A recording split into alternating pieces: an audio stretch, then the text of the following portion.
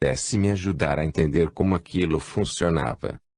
Estes livros sobre vidas passadas de crianças deviam existir. Outros profissionais com o grau universitário e pós-graduação teriam pesquisado e documentado o que eu descobrira quase acidentalmente. Mas quem seriam e onde estariam? Como poderia encontrá-los? Capítulo 4. A hora da morte. Assuntos não resolvidos estimulam as lembranças. Comecei minha busca retornando às prateleiras de religião e filosofia da biblioteca local, onde Steve havia pesquisado um ano antes, para ver se não deixara nada de lado. Mas nenhum daqueles objetos acadêmicos tinha nada a dizer sobre como era restaurador lembrar-se de uma vida passada. Talvez um livro mais novo respondesse às minhas questões. Na livraria de Azeville, encontrei enfiados entre os livros de astrologia e budismo alguns títulos que me pareceram interessantes. Livros escritos por Fiore, Sotipen, Wambashi Modi. Dr. Wambashi e o caso do garfo de 4 dentes. Relivim Pastilives, livro da doutora Wambashi, era a prova perfeita que eu procurava para mostrar aos meus críticos. Ela arquitetara uma experiência engenhosa para provar que as lembranças de vidas passadas são reais. A doutora Wambashi inicialmente era uma psicóloga e cientista convencional. Seu interesse por esse campo invulgar começou como uma investigação para explicar uma experiência pessoal perturbadora, uma intensa sensação de déjà vu, que tivera certo dia, enquanto visitava um museu histórico qualquer em Nova Jersey. À medida que eu subia as escadarias do velho prédio, foi tornada pela nítida sensação de estar em outro lugar e tempo. Entrei na pequena sala da biblioteca e fui automaticamente para a prateleira de livros, peguei um e o retirei da estante. Parecia que eu sabia que aquele livro tinha sido meu, e à medida que olhava as páginas, uma imagem se formou na minha retina. Montada numa mula, atravessava uma plantação coberta de restos da colheita, com o livro apoiado à sela, à minha frente. O sol batia quente nas minhas costas, e minhas roupas me espetavam. Podia sentir a mula se mover sob meu corpo, sentada na sela, profundamente absorta na leitura do livro apoiado na minha frente. Parecia conhecer o seu conteúdo antes mesmo de passar as páginas. A doutora Wambashi estava profundamente abalada com a sensação inequívoca de que estivera em outro corpo, em outra existência. A sensação era nova e estranha para ela. Aquela época, considerava-se uma psicóloga e professora universitária respeitável, e sempre acreditara que os fenômenos psíquicos podiam ser explicados como fantasias sem significado ou delírios. Mas a intensidade do seu déjà vu era real demais para ser desprezada. Ela precisava saber mais sobre aquilo. Suspeitava que pudesse ser um vestígio de uma realidade oculta, uma passagem rápida por uma dimensão da mente nunca admitida nos livros de psicologia. E pressentia que aquela nova dimensão poderia ser imensamente valiosa na sua prática terapêutica. Essa experiência pessoal mudara o conceito da doutora Wambashi sobre o potencial da mente, mas não diminuiu sua fé nos métodos científicos. Sua formação exigia que ela estudasse o fenômeno objetivo e racionalmente. Começou lendo tudo o que pôde encontrar sobre fenômenos psíquicos e lembranças de vidas passadas. Depois, passou a usar a hipnose para fazer regressão a vidas anteriores em estudantes voluntários. E a cada regressão tornava-se ainda mais intrigada. Os pesquisados passaram por experiências profundamente emocionantes que os convenceram, e a ela também, da veracidade de suas memórias de vidas passadas. Descreveram vidas anônimas em todas as partes do mundo e em todos os períodos da história humana, e com riqueza de detalhes. A maioria dos fatos históricos das regressões que pôde pesquisar detalhes das vestimentas, alimentação, clima e arquitetura, por exemplo, coincidia com o que os historiadores conheciam da vida através dos séculos. Estava espantada em perceber como as lembranças eram precisas. Seus voluntários não cometiam erros nem no mais obscuro dos detalhes, que lhe tomavam horas de pesquisa para confirmação na biblioteca. Mas provar a realidade das vidas passadas não bastava. Não via um meio de provar conclusivamente que seus pesquisados não tivessem, de alguma forma, inventado suas histórias a partir de um conhecimento prévio. Então, procurou padrões entre as informações que colheu. Um padrão em particular mostrou-se significativo para a doutora Wambashi, e lhe deu confiança para prosseguir. Percebeu que metade dos seus pesquisados lembrava de pelo menos uma vida em que morria na primeira infância. Aquilo espelhava o fato histórico de que, nas sociedades primitivas, quase 50% das crianças morriam antes de chegar aos 5 anos, e aquilo confirmava para a doutora Wambashi que aquelas histórias não eram fantasias inventadas, nem imagens compiladas de livros ou filmes. Que proveito teria fantasiar uma vida ceifada lamentavelmente cedo pela fome ou por uma doença?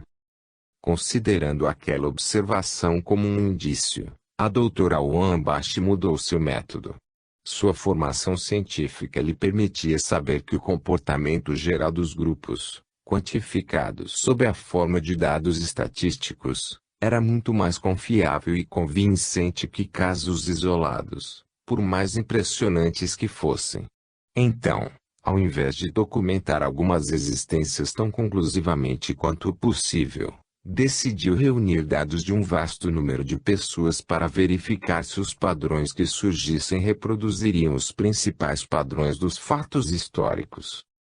A doutora Wambashi sabia que era capaz de fazer um grupo de 12 pessoas ou mais regredir tão facilmente quanto uma única pessoa. Também descobrira que eles podiam lembrar tudo o que vivenciavam durante a regressão, mesmo não tendo falado durante o transe. Baseada nessas descobertas, começou a fazer a regressão de grupos de voluntários. Hipnotizava todos os grupos da mesma maneira, dando-lhes a opção de visitar 11 períodos específicos da história, entre 2000 a.C. e 1945. Fez isso 3 vezes com cada grupo. Enquanto os voluntários estavam em transe, orientou-os para que observassem seu entorno e os levou a percorrer um dia típico em suas vidas. Depois, guiou-os até suas mortes e ao estado de pós-morte. Nenhum falou durante as regressões ou antes de terem respondido por escrito a um questionário padrão. O questionário pedia aos voluntários que registrassem o que haviam visto e vivenciado durante a regressão, o que vestiam e calçavam, a cor de sua pele e tipo de cabelo, o clima e paisagem, sua moradia e arquitetura que viam, sua alimentação, seus utensílios e ferramentas, e o dinheiro que usavam.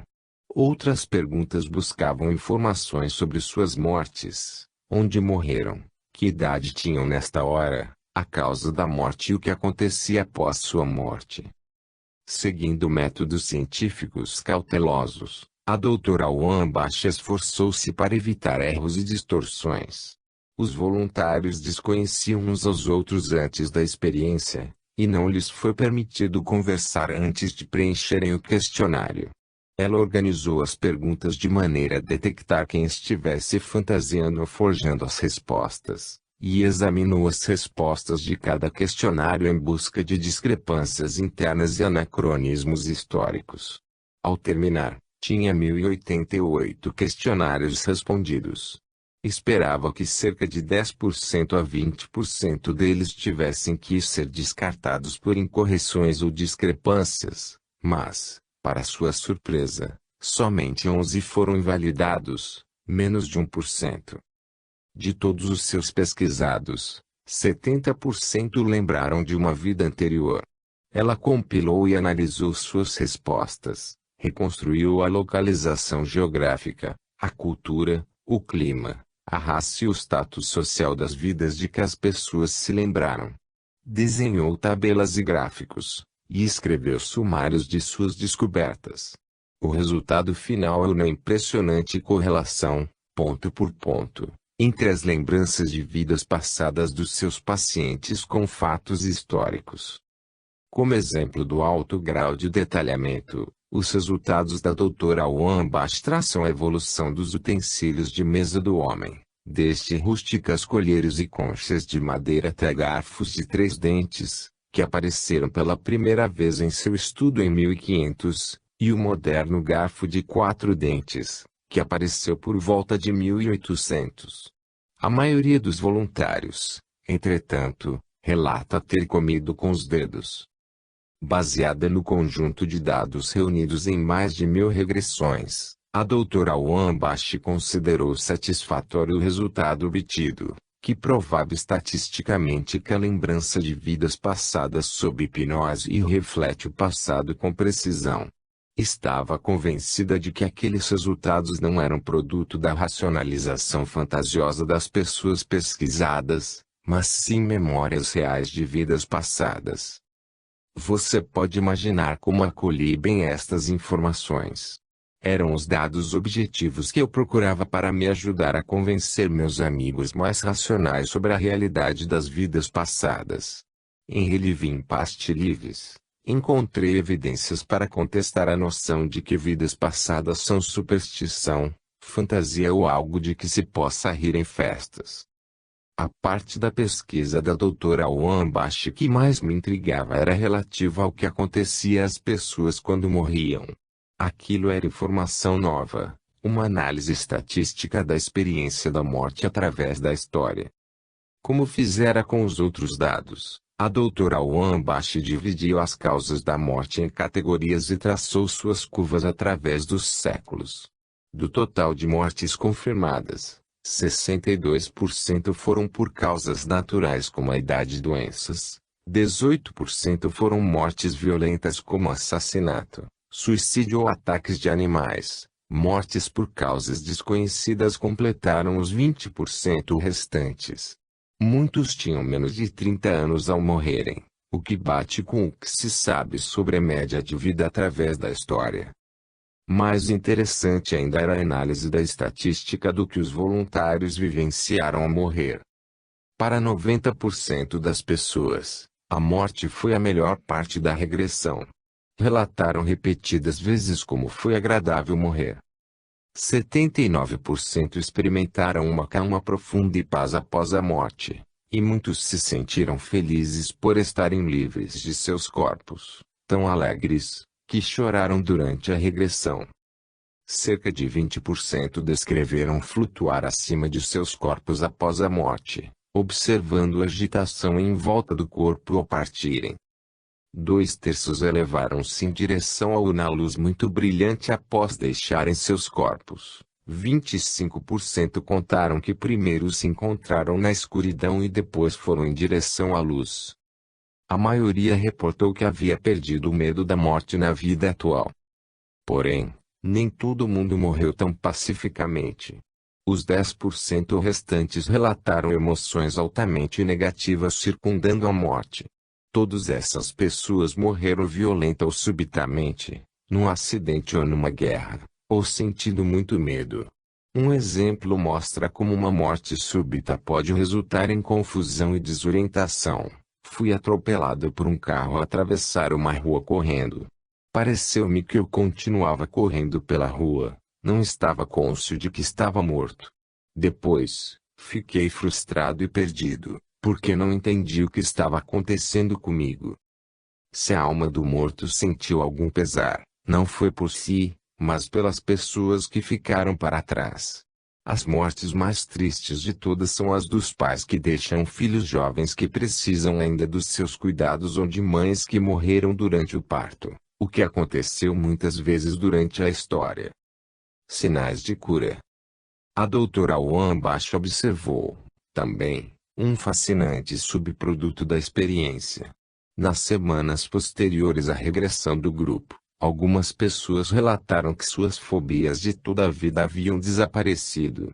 Aquelas fobias eram sempre relacionadas ao modo de morte que haviam experimentado nas vidas passadas. Um medo de água desapareceu quando a pessoa lembrou de ter morrido afogada. Outro paciente perdeu seu medo de cavalos ao lembrar de uma morte provocada por um cavalo.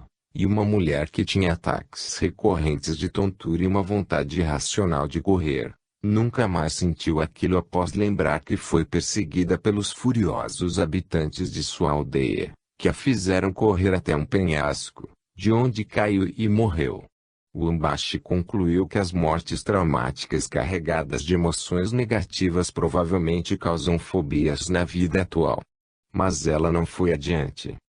Talvez seja mais significativo ainda que muitos dos voluntários da doutora Wambashi tenham se visto livres de suas fobias sem nenhuma orientação ou intervenção da terapeuta e sem saber antecipadamente que suas lembranças poderiam curá-los.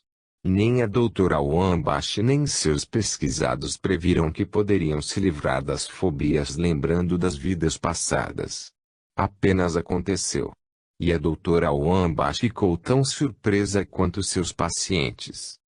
Aquela foi, para mim, a informação mais importante de todo o livro. Se a cura acontecia sem intenção ou expectativa nem do paciente nem do terapeuta, inferia-se que o efeito curativo de se relembrar das vidas passadas é tão poderoso quanto universal. Que apenas lembrando de vidas passadas, as pessoas podiam se curar de fobias. Elas nem precisavam saber que isto era possível. Mas a doutora Wambashi fez apenas um breve comentário sobre isso no seu livro. Em seu esforço para encontrar evidências empíricas de lembranças das vidas passadas, deixou sem resposta muitas questões que eu considerava particularmente intrigantes. Por exemplo, ela não fez nenhuma tentativa para explicar como ou por que as lembranças de vidas passadas se conectam com as vidas presentes. Em sua busca para descobrir padrões nas estatísticas que reunira, passou por cima das intensas emoções que, para mim, pareciam ser o âmago da questão. E não mencionou as crianças. Doutora Fiore, uma descoberta tardia. You have been here before. Livro da doutora Edith Fiore. Revelou-se uma excelente descoberta. Foi o primeiro dos livros encontrados que focalizavam os efeitos curativos da regressão a vidas passadas. Da mesma forma que a doutora Wambashi, a doutora Fiore nunca acreditara em vidas passadas, nem jamais pensara no assunto, até descobrir por si mesma e acidentalmente. Ela se formou em psicologia clínica no Mount Holyoke College, da Universidade de Maryland, e na Universidade de Miami. Seus 9 anos estudando psicologia enfatizaram a superioridade do método científico e da objetividade. Aprendeu a lidar apenas com o observável. Apesar da sua formação, convenceu-se com os escritos de Freud de que o meio de realmente ajudar as pessoas era trazer à luz suas motivações ocultas, coisas que não eram imediatamente observáveis. Então, quando abriu seu consultório psicoterápico na Califórnia, começou a usar a hipnose, que considerava ser um caminho mais curto para atingir as motivações escondidas no subconsciente. A doutora Fiore seguia o método freudiano de regressão na idade. Enquanto o paciente estava em transe hipnótico, ela sugeria que procurasse atentamente nos anos anteriores a fonte do problema atual. Geralmente um trauma emocional de alguma espécie. Uma vez que o trauma esquecido era trazido ao nível consciente e trabalhado, os sintomas que haviam levado o paciente à terapia desapareceriam. Usando esta técnica, ela descobriu que problemas complexos que levariam anos de tratamento formal para serem resolvidos sem hipnose poderiam ser resolvidos em meses. Surpreendentemente, descobriu que alguns problemas que se arrastavam por toda a vida podiam ser encontrados ainda mais longe no passado, até chegar a eventos nos primeiros meses de vida, durante o parto e até mesmo no útero. Quando os pacientes da doutora Fiore se recordaram de suas experiências mais primitivas, seus problemas emocionais crônicos, como culpas, ou seus sintomas físicos, como dores de cabeça ou asma, desapareceram. Certo dia, a doutora Fiore topou com algo ainda mais extraordinário. Usava a regressão na idade através da hipnose para descobrir a fonte das inibições sexualmente incapacitantes de um paciente e sugeriu que fosse até a fonte do seu problema. Ela estava totalmente despreparada para ouvir sua resposta. Ele disse: Há 2 ou 3 existências passadas, fui um padre católico. Então, fez uma vívida e emocionante descrição de sua vida e das atitudes sexuais de um padre italiano do século XVII. Como a doutora Fiore sabia que aquele paciente acreditava em reencarnação, acenou que aquela existência era apenas uma fantasia pitoresca. Mas na sessão seguinte ele contou, para a surpresa dela, que não apenas estava curado de seu problema sexual, como também se sentia muito melhor no geral. Logo após aquela sessão, a mesma coisa tornou a acontecer. Outra cliente em quem fazia regressão com hipnose, inesperadamente, pulou para uma vida passada e descreveu uma morte que explicava perfeitamente o problema que havia trazido a terapia. Mais uma vez a doutora Fiore não se convenceu de que as lembranças de vidas passadas da sua paciente fossem reais ou que sua cliente não estivesse apenas fantasiando uma causa para o seu problema numa vida passada. Mas, 6 semanas mais tarde, a paciente voltou para lhe dizer que o seu problema havia desaparecido completamente. É evidente que nada na formação protestante da doutora Fiore havia preparado para aquilo. Ela aprendera que vivemos apenas uma vida na Terra. E sua formação científica a ensinara a ser cética diante de tudo o que não pudesse ser provado. Mas ela era uma pessoa comprometida com a cura, com a ajuda aos seus pacientes, e não podia ignorar o fato de que estavam melhorando por lembrar daquelas aparentes vidas passadas. Apesar das suas próprias crenças e das crenças de seus pacientes, as histórias das vidas passadas curavam. Daquele momento em diante, ela passou a usar a regressão a vidas passadas com seus pacientes. As pessoas vinham pedir ajuda à doutora Fiore para resolver todo tipo de problemas. Ela sempre sondava primeiro, buscando uma causa na vida presente. Quando não encontrava, examinava suas vidas passadas. Muitas vezes a raiz dos problemas era uma história de vida passada, particularmente uma morte. Ela achava que a experiência da morte era o evento mais responsável pelos sintomas e problemas das pessoas.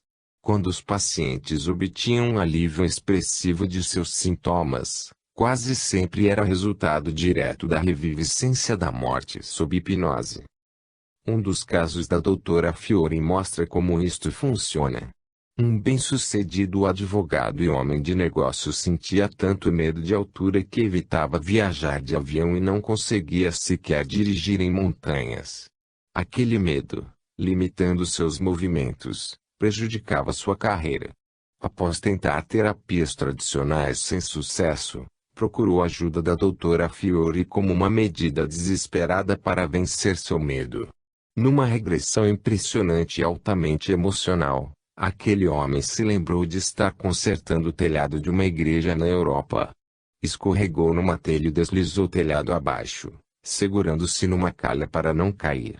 Reviveu os aterrorizantes segundos durante os quais foi se soltando da calha, até despencar e morrer empalado no andaime de madeira.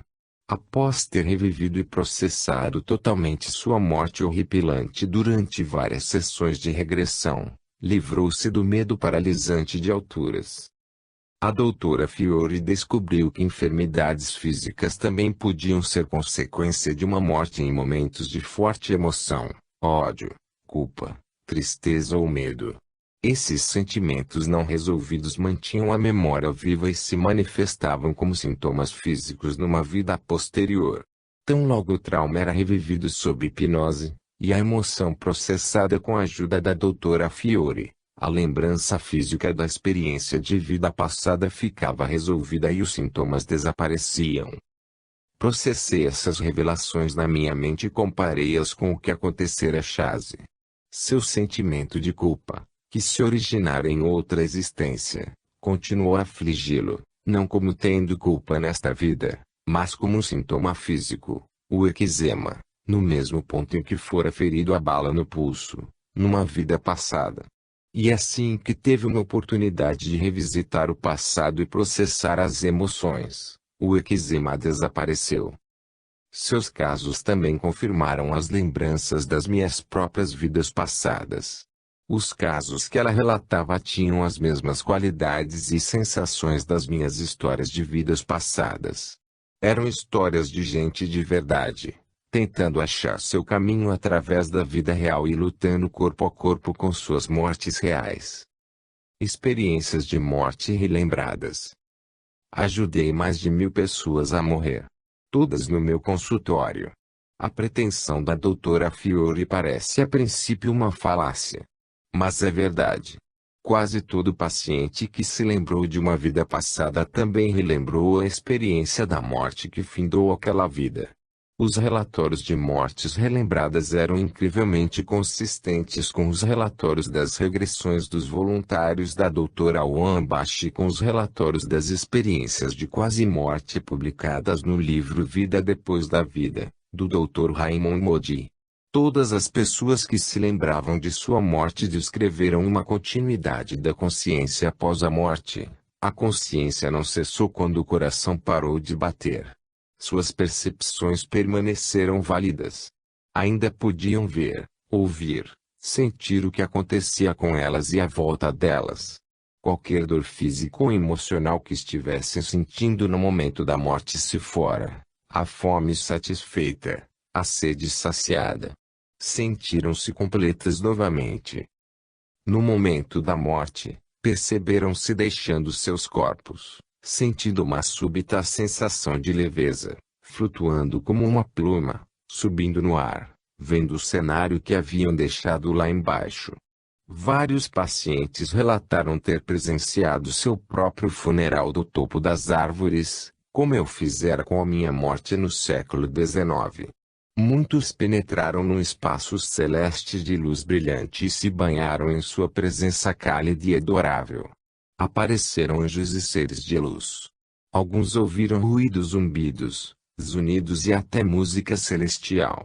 Outros foram recebidos por amigos e parentes falecidos, em sua forma espiritual. Para muitos, constituía uma total beatitude. Invariavelmente, a transição era pacífica, preenchida com uma beleza e uma graça indescritíveis, estimulando alguns a chorar de alegria, ainda em transe. Relembrando suas mortes, muitos dos pacientes da doutora Fiore retomaram a confiança na vida. Não tinham mais medo da morte. Entenderam que a morte não é um fim, mas um novo começo. Para todos, a experiência da morte relembrada foi uma fonte de profunda inspiração que mudou sua forma de viver. A doutora Wambashi descobriu que 90% de seus pesquisados tiveram as mesmas experiências agradáveis, quase palavra por palavra. É possível penetrar num dos maiores mistérios da vida através da regressão? Creio que sim. Minhas experiências com a relembrança da morte foram quase idênticas àquelas descritas pelos pacientes das doutoras Wambashi e Fiore. A descrição do estado de pós-morte de Sarah foi similar. Sinto-me flutuando acima das árvores. Sinto-me leve como ar. Creio que estou morta. Não sinto dor nenhuma. Estou aliviada porque tudo terminou. Shazi lembrou de voar sobre o campo de batalha, sentindo-se bem por sua vida ter terminado, e por poder seguir para uma vida mais feliz. Quando terminei de ler o livro da doutora Fiore, percebi que era a prova de veracidade que eu estava procurando. Ali estava uma psicóloga clínica, que há anos aplicava métodos de observação empíricos, descrevendo os mesmos tipos de histórias de vidas passadas, as mesmas experiências de morte e, mais importante, os mesmos efeitos curativos das lembranças de vidas passadas que descobri em minha família. Aquilo me deu confiança para seguir adiante. Mal suspeitava que encontraria mais respostas na cozinha da minha amiga Katy. Dr. Roger Wolger, à procura da alma e do espírito. Katy me convidou para tomar um café e bater um papo de mulheres em sua casa, certa manhã. Na segunda xícara, já estávamos a 1000 por hora. Patrick, marido de Katy, se aproximou, e ao ver que conversávamos sobre vidas passadas, falou de seu amigo Roger, que acabara de publicar um livro sobre o assunto. Foi até a estante e me passou o livro dizendo com um sorriso cínico: Você vai gostar. Pessoalmente, acho esse negócio de vidas passadas puro papo furado. Naquela noite, após as crianças terem ido dormir, abri o livro Hotel Livres, Hotel Selves, a Jungen Tempest Discovers Past Lives, do Dr. Roger Wolger, e fui imediatamente arrebatada pelo estilo ágil do Dr. Wolger. Era um livro que combinava todas as correntes de ideias em que eu estivera navegando durante anos: vidas passadas, T.S. Eliot, regressão hipnótica, William Black e curas. Mais gratificante de tudo, ele citava meu velho companheiro, o livro tibetano dos mortos. O Dr. Wolger dava um sentido único a todas aquelas ideias, acrescentando uma nova profundidade ao meu entendimento de vidas passadas.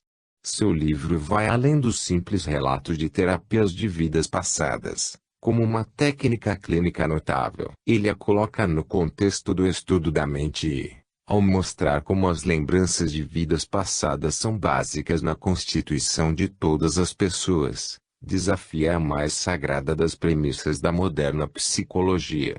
Combinando ideias da psicologia ocidental com o misticismo do Antigo Oriente, suas próprias experiências de regressão e observação direta de milhares de pacientes regredidos, ele construiu um modelo completo que explica como funcionam as lembranças das vidas passadas.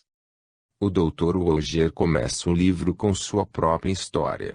Ele nasceu na Inglaterra, e formou-se em psicologia comportamental e psicologia analítica. Mas seus estudos o deixaram desiludido e se perguntando: o que as estatísticas têm a ver com o coração e a alma, com as supremas realizações espirituais da humanidade?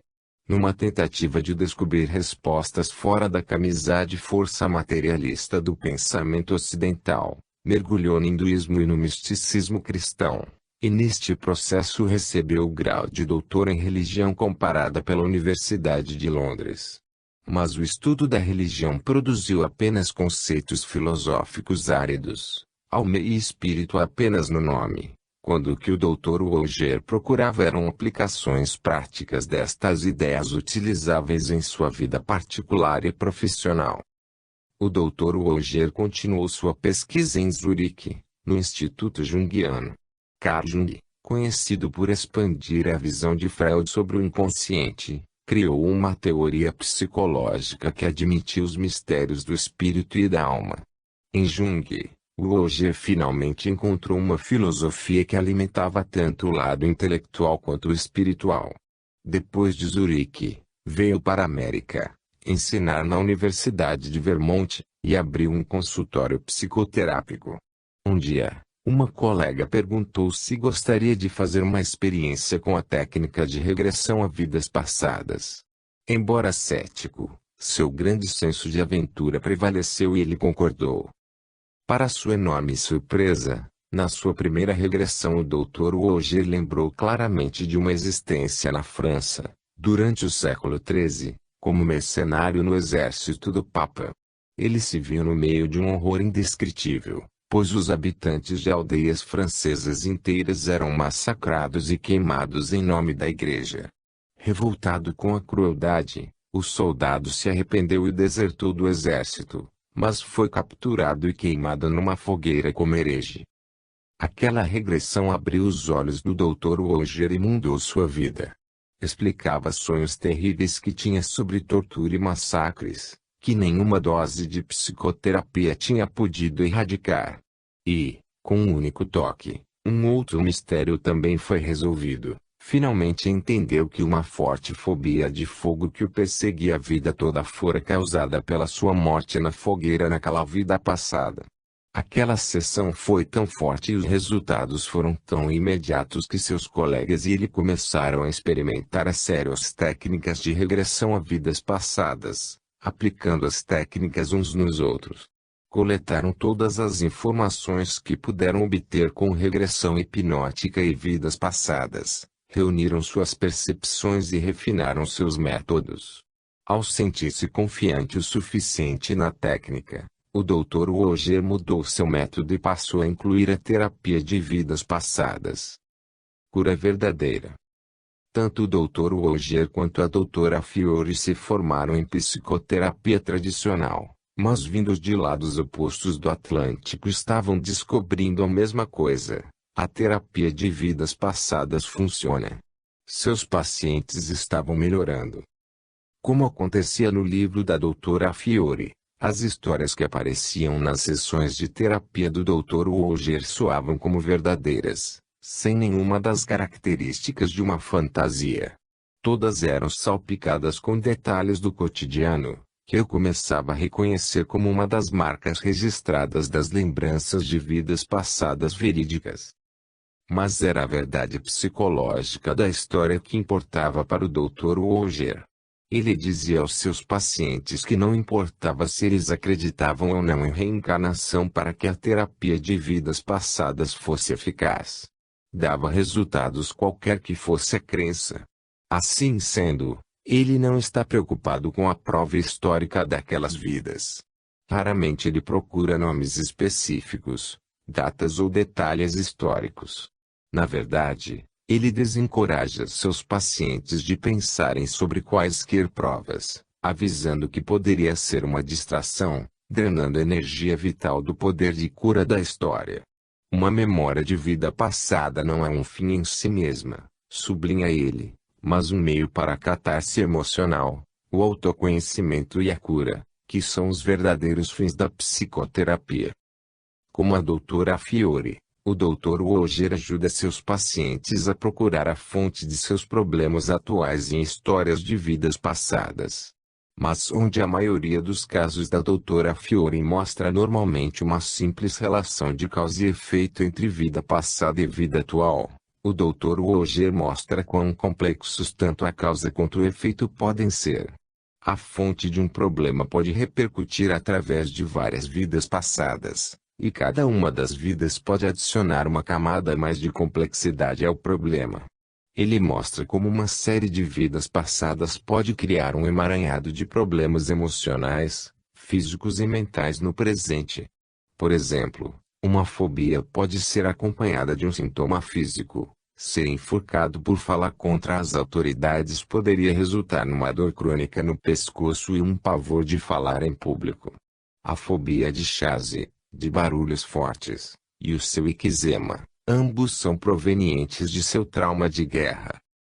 O Dr. Woger viu uma longa lista de fobias inexplicadas serem curadas por regressões a vidas passadas. Subjacente a cada fobia encontrava-se um trauma de uma vida passada específico e correspondente, na maioria das vezes, uma morte. Mas também descobriu que a terapia de vidas passadas cura uma série de outros medos neuróticos, tais como distúrbios alimentares, insegurança aguda, depressão, baixa autoestima e obsessão por dinheiro. Algumas doenças físicas podem remontar a danos de uma vida passada específica. Enforcamento ou estrangulamento se manifestam como dores no pescoço e nos ombros. Evisceração pode resultar em problemas intestinais. Morrer por inalação de fumaça ou gás aparece como problemas pulmonares ou alergias. Sintomas físicos podem ser causados não apenas por feridas físicas, mas também por golpes penetrantes na psique. Dores de cabeça podem advir de escolhas mentais intoleráveis. Sinusite pode ser um fracasso a ser lamentado, e dores nas costas podem provir de uma grande carga de culpa. Ideias e pensamentos podem transcender a morte. O último pensamento que ocupava a mente no momento da morte pode ser impresso na alma e dominar o pensamento da pessoa na próxima vida. O Dr. Woger chama isso de roteiro de vida. Esses roteiros de vida podem modelar a índole de uma pessoa, suas expectativas e motivações, dando uma aparência enganosa de como o mundo funciona e de como as pessoas deveriam agir. Por exemplo, o roteiro de vida não é seguro se arriscar no mundo lá de fora poderia resultar de uma morte em um ataque de surpresa. Eu não sou suficientemente bom pode provir de qualquer falha séria numa vida passada. É tudo culpa minha poderia vir de qualquer tipo de erro fatal. Morrer num acidente enquanto criança atendo os pais próximos poderia resultar no roteiro de vida vocês não me protegeram. Não são apenas os traumas por morte que são trazidos para o presente. A segunda categoria de traumas mais frequentes, após morte violenta, é a separação e o abandono. É um tema triste que se espalha por toda a história, ser separado dos pais enquanto criança, durante a guerra, ser abandonado no mato em tempo de fome, ou ser separado dos entes queridos que são vendidos como escravos.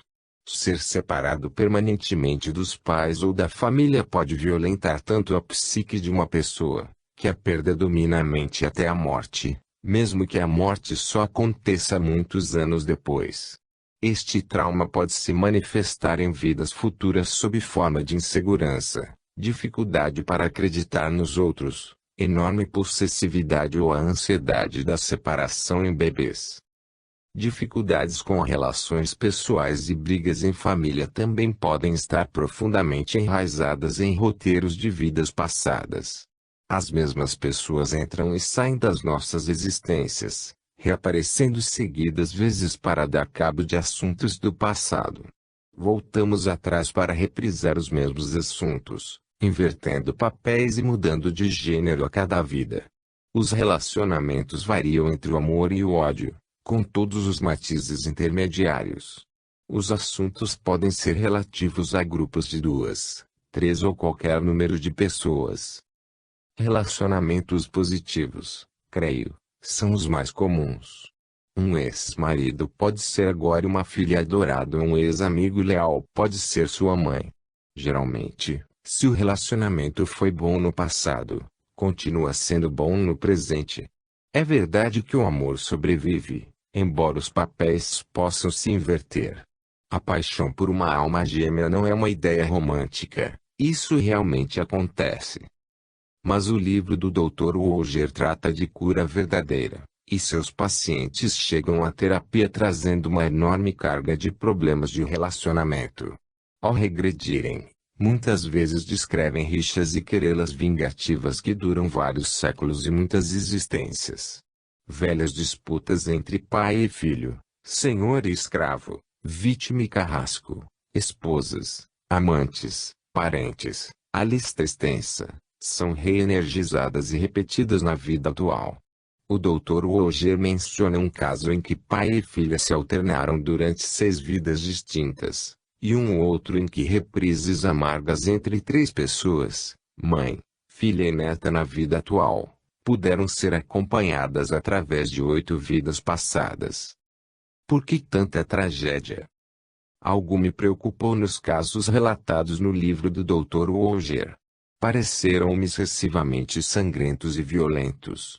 Fervendo no âmago dos traumas das vidas passadas de seus pacientes, havia uma aparentemente interminável quantidade de estupros, assassinatos, suicídios, torturas, mortes acidentais e desastres. Por que tanta tragédia? Talvez porque tais atrocidades tenham sido mais comuns do que imaginamos através dos séculos, e que a regressão a vidas passadas seja uma janela livre de censura para esses recantos anônimos e negros da história. Mas percebi que existe uma outra razão para tanta tragédia. Os pacientes do Dr. Wolger vinham se consultar com sérios problemas que estragavam suas vidas, problemas que, na maioria dos casos, haviam resistido ao tratamento por terapias convencionais.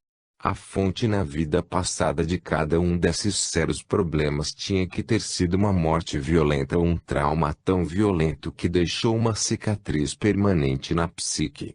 Quanto mais horrível ou súbita a morte, ou mais profundo o trauma, mais se aferraria a alma e feriria a futura vida.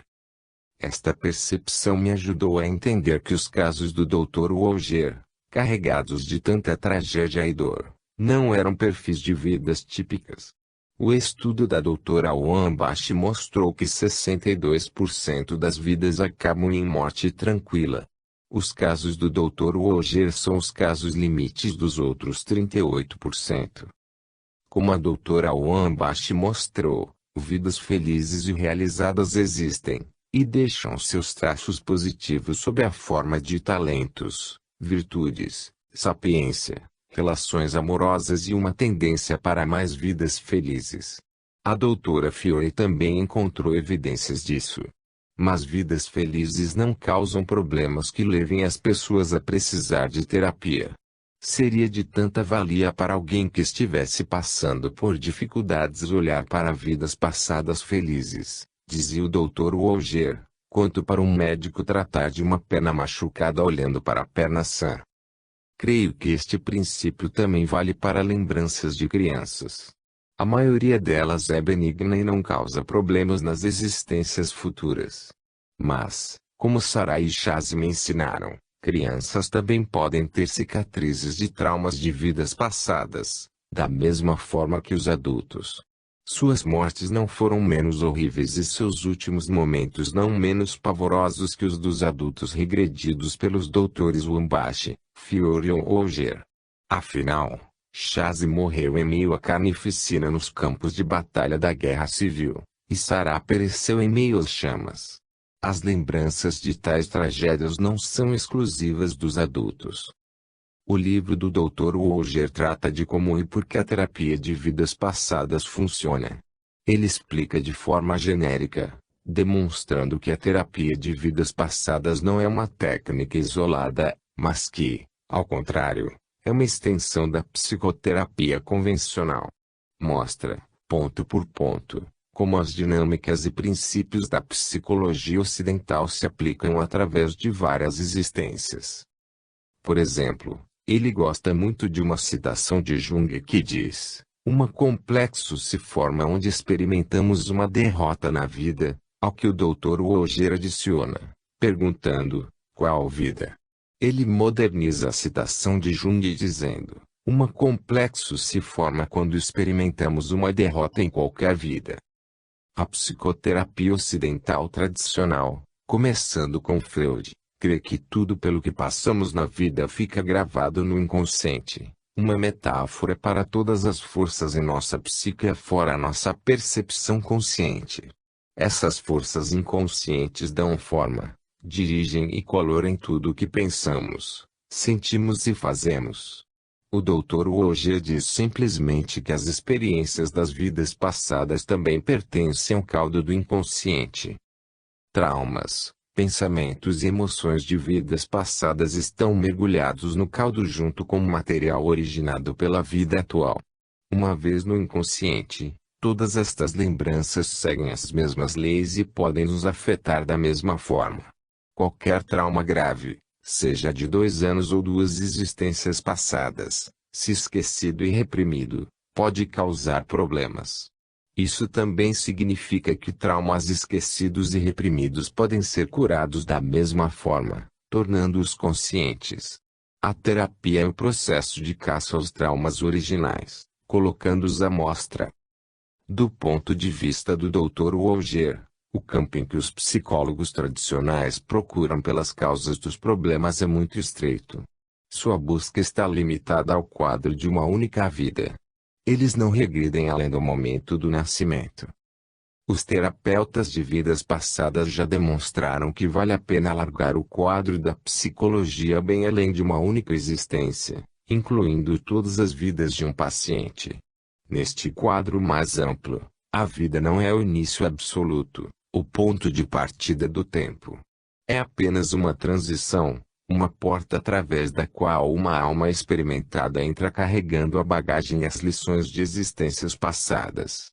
Neste novo paradigma, a velha ideia de tabula rasa, a crença de que ao nascer nossa mente é uma lousa em branco na qual se escreverá apenas com o fruto da experiência, é destruída.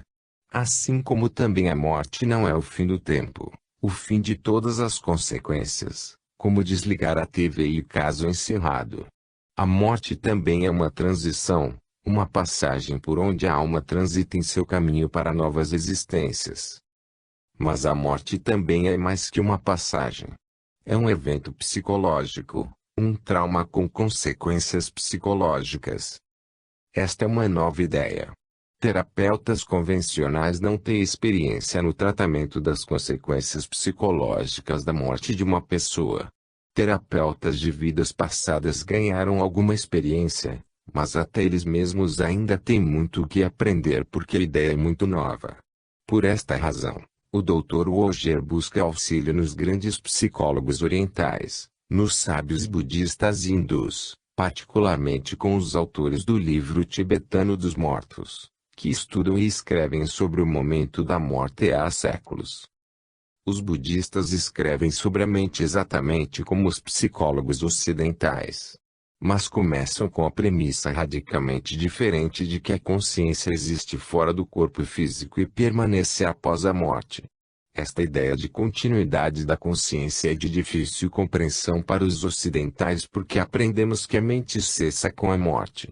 Mas os relatórios dos ocidentais que já tiveram experiências de quase morte, somados aos relatórios de experiências de morte relembradas através de regressões a vidas passadas, confirmam o que os místicos orientais vêm dizendo há milhares de anos. Os budistas observam e descrevem os estágios da mente enquanto completam o ciclo entre uma vida e outra, incluindo o momento da morte e o intervalo entre as vidas. De acordo com os ensinamentos sagrados do budismo, o momento da morte é o momento supremo psicológico no ciclo inteiro da vida, morte e renascimento. O momento da morte. No momento da morte deixamos nossos corpos físicos e todas as nossas barreiras mentais. As ilusões do mundo físico se dissolvem e nos encontramos cara a cara com o que os budistas chamam de luz brilhante da realidade e a real natureza da mente, a essência básica do universo e da nossa própria natureza íntima sendo uma coisa única. Perceber a natureza da mente é perceber a natureza de todas as coisas. Esta é uma essência imutável, intemporal, intocada até pela morte. Esta percepção intensificada faz do momento da morte uma oportunidade insuperável para que a alma progrida em sua jornada espiritual. Neste momento é possível abrir nossos corações e abraçar a verdade da nossa natureza divina, abandonar qualquer negatividade ou trauma da vida que estamos deixando, e de qualquer outra existência, e assim avançar para uma vida mais favorável. É também um momento perigoso. Pensamentos no momento da morte podem ser desproporcionalmente aumentados e inundar totalmente nossa percepção. Portanto, se a mente estiver repleta de pensamentos negativos e abjetos, eles serão amplificados e dominarão nossa consciência daí em diante, influindo nos pormenores da próxima encarnação. O Dr. Woger também descobriu isto observando seus pacientes. Em sua busca pelas causas dos problemas na vida atual, descobriu que a morte é o evento psicológico que tem mais significado no bem-estar das vidas subsequentes de uma pessoa. Muitos problemas nas vidas dos seus pacientes podiam ser acompanhados diretamente das marcas de pensamentos e sentimentos não resolvidos, geralmente negativos, próximo do momento da morte. Esses pensamentos e sentimentos não morrem com o corpo físico. Ao contrário, eles se agrupam para formar uma memória da alma, uma composição de imagens, pensamentos e sentimentos em torno da experiência enormemente carregada. E, como o Dr. Woger explica, a intensificação da percepção que ocorre com a morte imprime de forma exagerada aos pensamentos, sentimentos e sensações do morto e sobre qualquer que seja o veículo que transfira nossa essência de uma vida para outra. Especificamente em casos de mortes traumáticas, mortes horríveis ou súbitas, não temos meios de chegar a um acordo nem com nossa vida, nem com nossa morte, não temos tempo de nos corrigir, dar adeus aos entes queridos ou dar fim aos nossos negócios na terra. Não ficamos em paz. Morremos incompletos. Se estivermos preocupados com emoções negativas na hora da morte, ódio, medo, culpa, ressentimentos, raiva, reprovação, elas de algum modo intensificarão todas as outras sensações, inclusive as sensações físicas da morte e as mensagens que estiverem cruzando a mente. Serão essas emoções que colarão todas as outras impressões à alma e as atarão para que passem intactas para a próxima vida. Se morremos incompletos, Vivemos esta existência com o que o Dr. Woger chama de negócios inacabados na alma. Atravessamos a porta da morte carregando nossos assuntos não resolvidos conosco e com a necessidade de acabar o que deixamos em aberto. Esses assuntos, exigindo solução, são o que se manifestam como problemas em outra existência. Assuntos não resolvidos impulsionam as lembranças. Através da terapia de regressão e da capacidade de cura da mente inconsciente, temos a oportunidade de voltar ao momento da morte e reverter seus efeitos. Exatamente como isto ocorre permanece sendo um mistério, mas milhares de regressões a vidas passadas são evidência de que isto acontece. O cerne do método terapêutico do Dr. Woger é a reencenação do ato da morte. Este é o ponto em que a verdadeira cura acontece.